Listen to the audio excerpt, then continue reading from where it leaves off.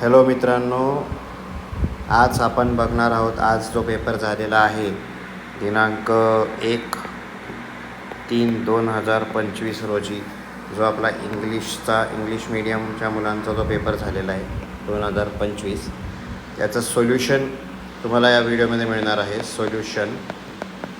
तर व्हिडिओ पूर्ण पहा, म्हणजे तुम्हाला कळेल की तुम्ही ह्या पेपरमध्ये जे काही अटेम्प्ट केलं आहे त्याचं उत्तर बरोबर आहे की नाही.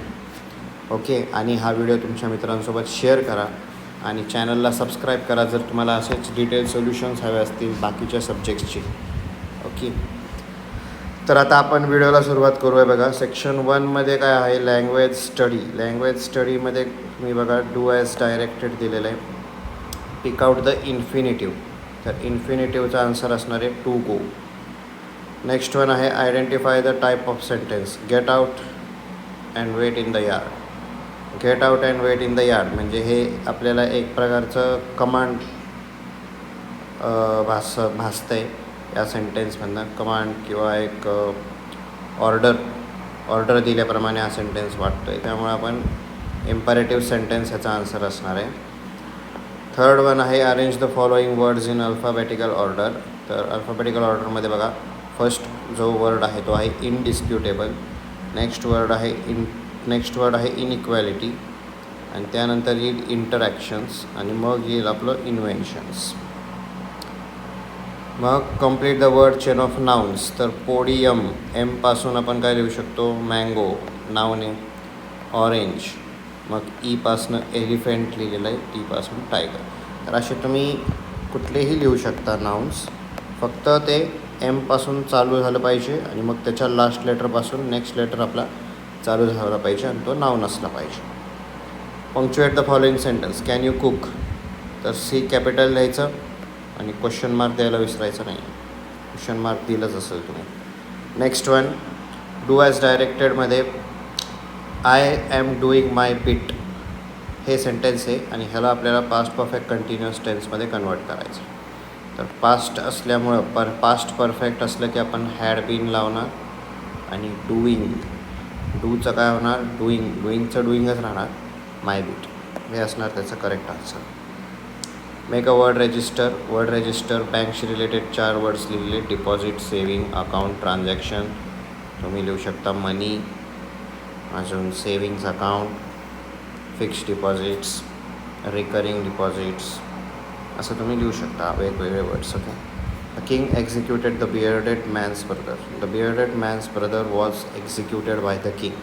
Begin with the sentence. तर बिगिनिंग आपल्याला ह्या पार्टने करायचं आहे, तर पुढं त्याचा आन्सर हे येणार, was executed by the king. Do as directed anyone. A diamond is one of the most precious stones.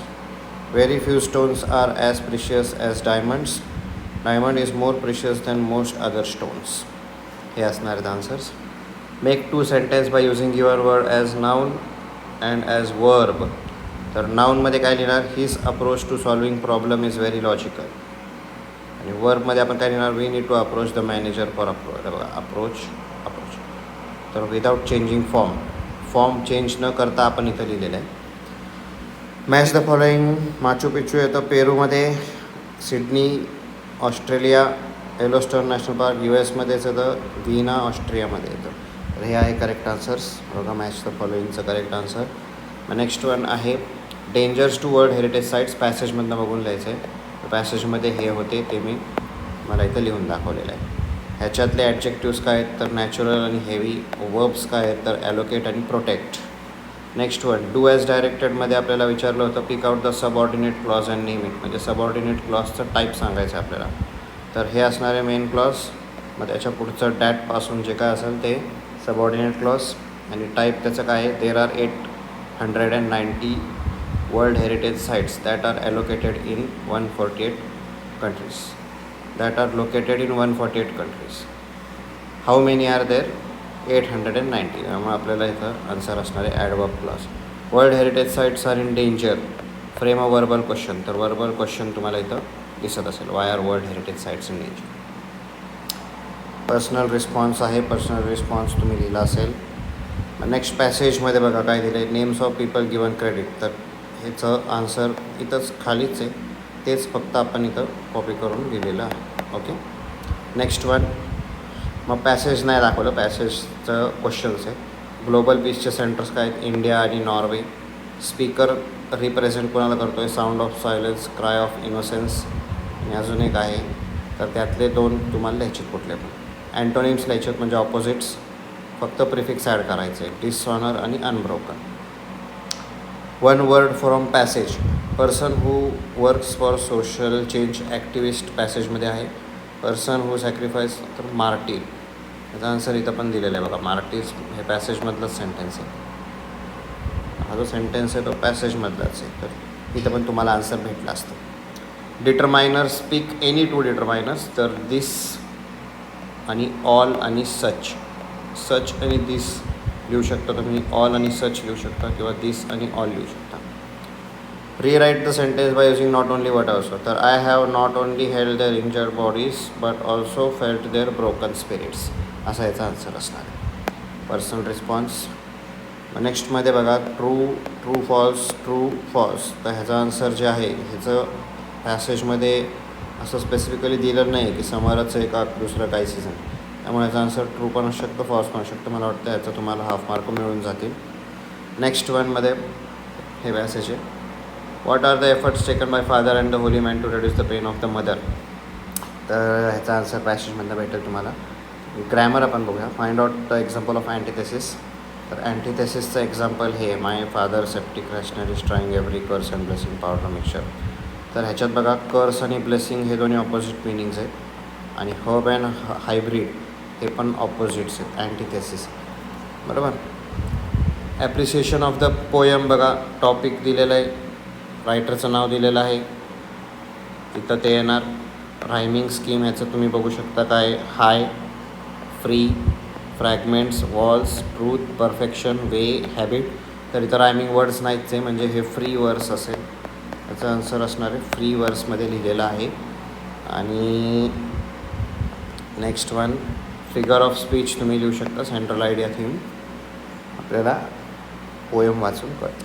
तर हे जे लिहायचं होतं हे आपल्याला पॅरेग्राफ फॉर्मॅटमध्ये लिहायचं होतं. ओके, पॅरेग्राफ फॉर्मॅटमध्ये असंच लिहिलं असेल तुम्ही, असं मला अपेक्षा आहे. नेक्स्ट वन बघा, read the following. Rangoli is an age old tradition for done across India. इथंच आहे आन्सर, त्याचं खालीच आहे. Remains the same in all areas. तर इथं आपण काय लिहू शकतो बघा, याचा आन्सर तुम्हाला नेक्स्ट पेजवर दिलेला आहे. बेसिक थीम काहीतरी आहे असं, बेसिक आयडिया किंवा theme remains the same in all areas. The traditional material use for rangoli is rice flour. Nowadays white stone powder is used for making rangoli. Okay, हे याचे आन्सर्स आहेत. Pick out the sentence proving the following. Sentences that prove the following. Art of rangoli has been kept alive. तर ह्याचा answer पॅसेजमध्ये आहे. It is easy to get coloured rice. तर ह्याचा answer बघा इथं आहे. याचा आन्सर ह्याच पेजवर आहे, हे याचा आन्सर आहे. English word grass has been derived. मग पर्पज, मग ट्रेडिशन, ओकेजन हे आहेत त्याचे करेक्ट आन्सर्स.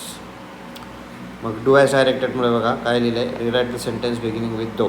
तर फक्त दच्या ऐवजी दो लिहायचं, बाकी सगळं सेम येईल. Okay, these are decorative design. Speak out the prepositions. Prepositions on, at आणि ऑफ हे प्रिपोजिशन्स आहेत. मग समरी रायटिंग तुम्हाला लिहायचं आहे, त्याचं टॉप टायटल तुम्ही असं देऊ शकता, रंगोली अँड एन्शियंट ट्रेडिशन, असं आपण तुम्ही काही पण देऊ शकता. आणि लेटर रायटिंग आलं होतं, तर लेटर रायटिंगमध्ये हे मी सजेस्ट केलं होतं की हे करून जावा, आणि हेच तुम्ही बघू शकता इथं विचारलेलं आहे इनफॉर्मलमध्ये. अजून वर्बल टू नॉन वर्बलमध्ये, नॉन वर्बल जर तुम्ही अटेम्प्ट केला असेल तर कॉजेस नॅचरल, मॅनमेड पॅसेजमधनं ह्याचे रिझन्स इथं दिलेले आहेत. हे रिझन्स तुम्ही लिहू शकता. इफेक्ट्स काय काय पॅसेजमधनं घेतलेले आहे. तर असं हे तुम्हाला कंप्लीट करायचं आहे नॉन वर्बल. तर असा हा आपला पेपर होता. बाकीचं जे क्वेश्चन्स आहेत स्पीच रायटिंग ते सगळं तुम्हाला पर्सनली लिहायचे आहेत, म्हणजे तुमचे थॉट्स तिथं लिहायचे आहेत, त्यामुळे त्याचा आन्सर्स मी तुम्हाला इथं देत नाही आहे. ओके, तर असा आपला पेपर होता इंग्लिशचा. आता नेक्स्ट पेपर असणार आहे हिंदी.